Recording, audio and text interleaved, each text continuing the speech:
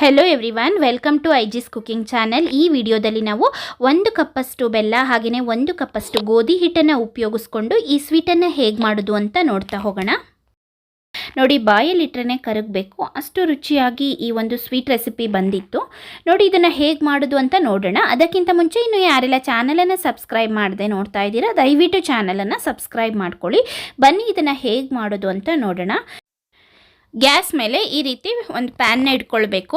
ಅದಕ್ಕೆ 1 ಕಪ್ಪಷ್ಟು ಬೆಲ್ಲ ಹಾಕ್ಕೊಂಡಿದ್ದೀನಿ. ಇಲ್ಲಿ ನಾನು ಆರ್ಗ್ಯಾನಿಕ್ ಬೆಲ್ಲನ ತೊಗೊಂಡಿದ್ದೀನಿ. ಇದು ಸ್ವಲ್ಪ ಕಲರ್ ಕಪ್ಪುಗಿದೆ. ಹಾಗೆಯೇ ನೋಡಿ, 1.5 ಕಪ್ಪಷ್ಟು ನೀರನ್ನು ಉಪಯೋಗಿಸ್ಕೊಳ್ತಾ ಇದ್ದೀನಿ. ಯಾವ ಬೆಲ್ಲ ಬೇಕಾದರೂ ಉಪಯೋಗಿಸ್ಕೊಳ್ಳಿ ನೀವು. ಕಪ್ಪು ಬೆಲ್ಲ, ಬಿಳಿ ಬೆಲ್ಲ ಅಥವಾ ಈ ರೀತಿ ಆರ್ಗ್ಯಾನಿಕ್ ಬೆಲ್ಲ ಯಾವ ಬೆಲ್ಲ ಬೇಕಾದರೂ ಉಪಯೋಗಿಸ್ಕೊಳ್ಬಹುದು. 1 ಕಪ್ಪಷ್ಟು ಬೆಲ್ಲಕ್ಕೆ 1.5 ಕಪ್ಪಷ್ಟು ನೀರನ್ನು ಉಪಯೋಗಿಸ್ಕೊಂಡು ಇದನ್ನು ಚೆನ್ನಾಗಿ ಕರಗಿಸ್ಕೊಳ್ತಾ ಇದ್ದೀನಿ. ನೋಡಿ, ಬೆಲ್ಲನ ಹಾಗೆ ಕರ್ಗೋಕೆ ಬಿಡೋಣ. ಅಷ್ಟರಲ್ಲಿ ನಾವು ತೊಗೊಂಡಿರುವಂತಹ ಗೋಧಿ ಹಿಟ್ಟನ್ನು ಈ ರೀತಿ ನೀಟಾಗಿ ಒಂದು ಪ್ಯಾನ್ನ ಇಟ್ಕೊಂಡು ಫ್ರೈ ಮಾಡ್ಕೊಳ್ಬೇಕು. ನೋಡಿ, 1 ಕಪ್ಪಷ್ಟು ಗೋಧಿ ಹಿಟ್ಟನ್ನು ನಾನಿಲ್ಲಿ ಚೆನ್ನಾಗಿ ಹುರಿತಾ ಇದ್ದೀನಿ. ನೋಡಿ, ಗ್ಯಾಸನ್ನು ಲೋ ಫ್ಲೇಮಲ್ಲಿ ಇಟ್ಕೊಂಡು ಹಿಟ್ಟನ್ನು ನಾವು ನೀಟಾಗಿ ಬಿಸಿ ಮಾಡ್ಕೊಳ್ಬೇಕಾಗತ್ತೆ. ನೋಡಿ, ಈ ರೀತಿ ಚೆನ್ನಾಗಿ ಬಿಸಿ ಮಾಡಬೇಕು. ನೋಡಿ, ಈ ರೀತಿ ಚೆನ್ನಾಗಿ ಹುರ್ಕೊಳ್ತಾ ಇದ್ದೀನಿ. ಹಿಟ್ಟನ್ನು ನಾವು ತಳ ಹಿಡಿಲಿಕ್ಕೆ ಬಿಡಬಾರ್ದು, ಅಂದರೆ ಕಪ್ಪಾಗಬಾರ್ದು ಹಿಟ್ಟು. ನೋಡಿ, ಈ ರೀತಿ ಆಡಿಸ್ತಾನೆ ಇರಬೇಕು ಕೈನ. ಈ ಹಿಟ್ಟನ್ನು ಈ ರೀತಿ ನಾವು ಹುರಿತಾ ಇರುವಾಗ ಅದರಿಂದ ಒಂದು ರೀತಿ ಸುವಾಸನೆ ಬರುತ್ತೆ. ಅದು ಬರೋ ತನಕನೂ ನಾವು ಇದನ್ನು ನೀಟಾಗಿ ಈ ರೀತಿ ಫ್ರೈ ಮಾಡ್ತಾನೆ ಇರಬೇಕು. ಅಂದರೆ ಈ ಗೋಧಿ ಹುರಿದಾಗ ಯಾವ ರೀತಿ ಸ್ಮೆಲ್ ಬರುತ್ತೆ, ಆ ರೀತಿಯ ಒಂದು ಗೋಧಿ ಹಿಟ್ಟನ್ನು ಹುರಿದಾಗ ಸ್ಮೆಲ್ ಬರುತ್ತೆ. ಅಲ್ಲಿ ತನಕ ನಾವು ಇದನ್ನು ನೀಟಾಗಿ ಈ ರೀತಿ ಹುರಿತಾನೆ ಇರಬೇಕಾಗತ್ತೆ. ನೋಡಿ, ಈ ರೀತಿಯಲ್ಲಿ ನಾನು ಹಿಟ್ಟನ್ನು ಚೆನ್ನಾಗಿ ಹುರಿದು ತೊಗೊಂಡಿದ್ದೀನಿ. ಇಲ್ಲಿ ನೋಡಿ, ಬೆಲ್ಲನೂ ಸಹ ಈ ರೀತಿ ಕುದಿ ಬರ್ತಿದೆ. ಈ ರೀತಿ ಕುದಿ ಬರ್ತಿರುವಂತಹ ಬೆಲ್ಲಕ್ಕೆ ನಾನು ಹಿಟ್ಟನ್ನು ಸ್ವಲ್ಪನೇ ಹಾಕ್ಕೊಂಡು ಮೆಜರ್ಮೆಂಟಲ್ಲಿ ನೋಡಿಕೊಂಡು ಹಾಕ್ಕೊಳ್ಬೇಕು. ತಿರುಗಿಸ್ತಾನೆ ಇರಬೇಕು, ಕೈ ಬಿಡಬಾರ್ದು, ಗಂಟುಗಳು ಬರಬಾರ್ದು. ಆ ರೀತಿ ಸ್ವಲ್ಪನೇ ಹಾಕ್ಕೊಂಡು ತಿರುಗಿಸಿ. ಇದು ನೋಡಿ, ಈಗ ಸಾಕು ಅಂತ ಅನ್ನಿಸ್ತು. ಇಲ್ಲಿ ನಾನು 3/4 ಬೌಲಷ್ಟು ಉಪಯೋಗಿಸ್ಕೊಂಡಿದ್ದೀನಿ ಅಷ್ಟೇ ಹಿಟ್ಟನ್ನು. 1 ಬೌಲಷ್ಟು ತೊಗೊಂಡಿದ್ದೆ.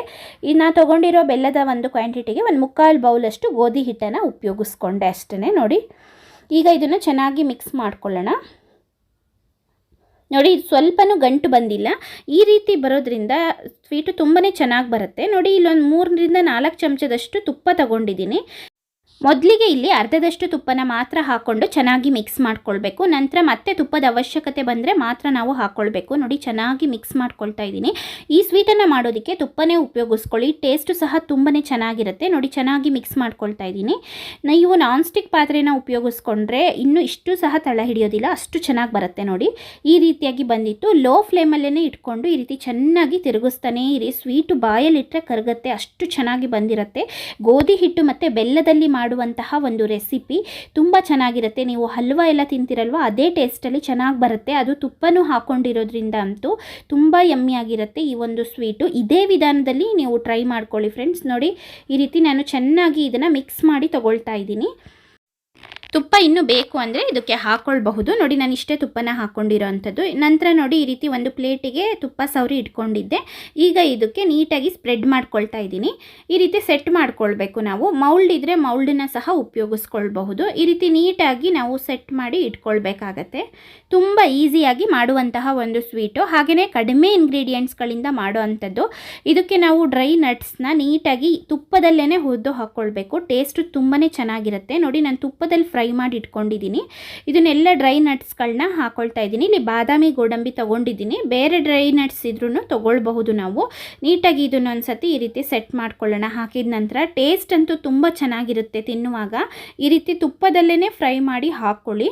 ನೋಡಿ, ಈಗ ಇನ್ನೊಂದು ಸತಿ ನೀಟಾಗಿ ಇದನ್ನು ಸೆಟ್ ಮಾಡ್ಕೊಳ್ತಾ ಇದ್ದೀನಿ. ಇದನ್ನು ಫ್ರಿಜ್ಜಲ್ಲಿ 1 ಗಂಟೆಗಳ ಕಾಲ ಇಟ್ಟು ನಂತರ ನಾವು ಇದನ್ನು ಕಟ್ ಮಾಡಿ ತೊಗೊಳ್ಬಹುದು.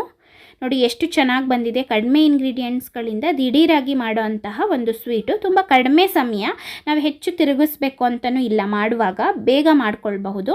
ನೋಡಿ, ಈಗ ಇದು 1 ಗಂಟೆ ಆದ ನಂತರ ಕಟ್ ಮಾಡ್ಕೊಳ್ತಾ ಇದ್ದೀನಿ.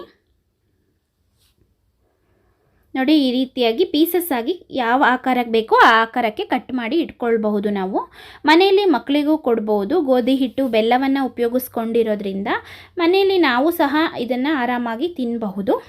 ಖಂಡಿತ ಟ್ರೈ ಮಾಡಿ. ಇದಕ್ಕೆ ಯಾವುದೇ ಮೈದಾ ಆಗಲಿ ಅಥವಾ ಶುಗರ್ ಆಗಲಿ ಉಪಯೋಗಿಸ್ಕೊಂಡಿಲ್ಲ. ಇದನ್ನು ಬೆಲ್ಲದಲ್ಲಿ ಮಾಡಿರೋ ಅಂಥದ್ದು. ಮನೆಯಲ್ಲೇ ನಾವು ಈ ರೀತಿ ಹೆಲ್ದಿ ಸ್ವೀಟನ್ನು ಮಾಡಿ ತಗೊಳ್ಬಹುದು. ನೋಡಿ ಪೀಸಸ್ಸು ಸಹ ಎಲ್ಲೂ ಕಟ್ಟಾಗ್ತಿಲ್ಲ, ಅಷ್ಟು ಈಸಿಯಾಗಿ ತೆಗಿತಾ ಇದ್ದೀನಿ. ಕೈಯಲ್ಲೇ ತೆಗಿಬೋದು, ನಮಗೆ ಯಾವುದೇ ಚಾಕುವಿನ ಅವಶ್ಯಕತೆ ಇಲ್ಲ. ನೋಡಿ ಈ ರೀತಿಯ ಒಂದು ಸ್ವೀಟ್ ರೆಸಿಪಿಯನ್ನು ನೀವು ಸಹ ಮನೆಯಲ್ಲಿ ಟ್ರೈ ಮಾಡಿ. ಯಾಕಂದರೆ ಮನೆಯಲ್ಲಿ ಇರುವಂತಹ ಇಂಗ್ರೀಡಿಯೆಂಟ್ಸ್ಗಳಿಂದನೇ ಈಸಿಯಾಗಿ ಮಾಡೋ ಅಂಥದ್ದು. ಹಾಗೆಯೇ ಇದನ್ನು ತುಪ್ಪದಲ್ಲಿ ಒಂದ್ಸರಿ ನೀವು ಮಾಡಿ ಈ ರೀತಿಯಲ್ಲಿ ಖಂಡಿತವಾಗ್ಲೂ ಸಹ ತುಂಬ ಚೆನ್ನಾಗಿ ಬರುತ್ತೆ. ಬಾಯಲ್ಲಿಟ್ಟರೆ ಕರಗುವಂತಹ ಸ್ವೀಟನ್ನು ನಾವು ಬೇಕ್ರಿಗಿಂತ ಚೆನ್ನಾಗಿ ಮನೆಯಲ್ಲೇ ಮಾಡ್ಕೊಳ್ಬಹುದು. ಈ ರೀತಿ ಹೆಲ್ದಿಯಾಗಿರುವಂತಹ ಸ್ವೀಟ್ಗಳನ್ನು ನಾವು ಮನೆಯಲ್ಲೇ ಮಾಡ್ಕೊಳ್ಳೋದ್ರಿಂದ ಬೇಕ್ರಿಗೆ ಹೋಗುವಂತಹ ಅವಶ್ಯಕತೆಯೂ ಸಹ ಇರೋದಿಲ್ಲ. ಹೇಗೆ ಮಾಡಿದ್ದಾರೆ, ಹೇಗೆ ತಿನ್ನೋದು ಅಂತ ಯೋಚನೆಯೂ ಸಹ ಇರೋದಿಲ್ಲ. ಖಂಡಿತ ಟ್ರೈ ಮಾಡಿ, ಇದು ಎಲ್ಲರಿಗೂ ಸಹ ಇಷ್ಟ ಆಗುತ್ತೆ. ಬಾಯಲ್ಲಿಟ್ಟರೆ ಕರಗುವಂತಹ ಒಂದು ಈಸಿ ಸ್ವೀಟ್ ರೆಸಿಪಿ. ಇಷ್ಟ ಆದರೆ ಲೈಕ್ ಮಾಡಿ, ಹಾಗೆ ಚಾನಲನ್ನು ಸಬ್ಸ್ಕ್ರೈಬ್ ಮಾಡಿಕೊಂಡು ಪಕ್ಕದಲ್ಲೇ ಇರೋ ಬೆಲ್ ಐಕಾನ್ನ ಕ್ಲಿಕ್ ಮಾಡಿ. ಇದರಿಂದ ನಾನು ನೆಕ್ಸ್ಟ್ ಅಪ್ಲೋಡ್ ಮಾಡುವಂತಹ ಇದೇ ರೀತಿಯ ಇನ್ನಷ್ಟು ಸ್ವೀಟ್ ರೆಸಿಪಿಗಳಾಗಲಿ ಹಾಗೆಯೇ ಇನ್ನಷ್ಟು ಬೇರೆ ರೀತಿಯ ರೆಸಿಪಿಗಳೆಲ್ಲ ಸಹ ನೋಟಿಫಿಕೇಷನ್ಗಳು ನಿಮಗೆ ಸಿಗ್ತಾ ಹೋಗುತ್ತೆ. ಹಾಗೆ ವಿಡಿಯೋಗಳನ್ನು ನಿಮ್ಮ ಫ್ರೆಂಡ್ಸ್ಗಳಿಗೂ ಸಹ ಶೇರ್ ಮಾಡಿ.